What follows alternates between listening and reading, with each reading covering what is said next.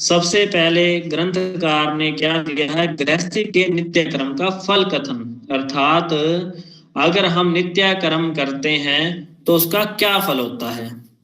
तो श्लोक के साथ में बोला है, अथोच्यते गृहस्थस्य नित्य कर्म यथाविधि, अर्थात शास्त्र विधि के अनुसार गृहस्थी के नित्य कर्म का जो निरूपण है इस ग्रंथ में किया गया है।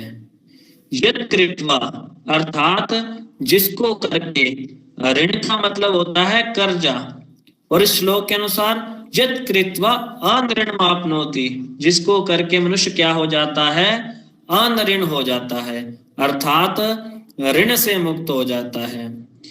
शास्त्रों में माना जाता है कि जायमानो व ब्राह्मणा स्त्री भिरणवा जायते, अर्थात मनुष्य जैसे ही इस संसार में जन्म लेता है, जन्म लेते सार ही वह 3 ऋणों से युक्त हो जाता है, अर्थात वह कर्जाई हो जाता है। कितने ऋणों से? 3 ऋणों से।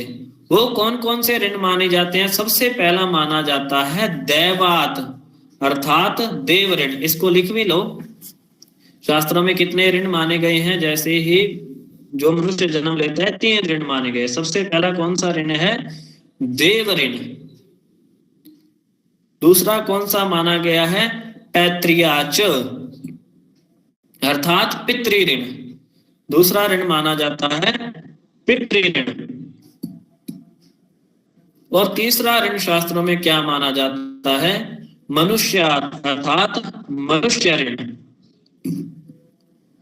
सबसे पहले हम समझते हैं कि देव ऋण क्या होता है, देव ऋण से कैसे मुक्ति प्राप्त होती है।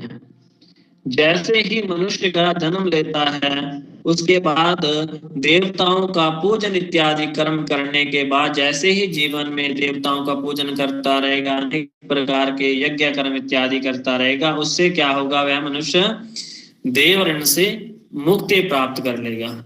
उसके बाद पैतृयाच, पितृ ऋण से कैसे मुक्ति प्राप्त करेगा? पितरों का तर्म करके, अर्पण करके, उनका श्राद्ध कर्म करके जो मनुष्य जो है पितृ ऋण से मुक्त हो जाता है।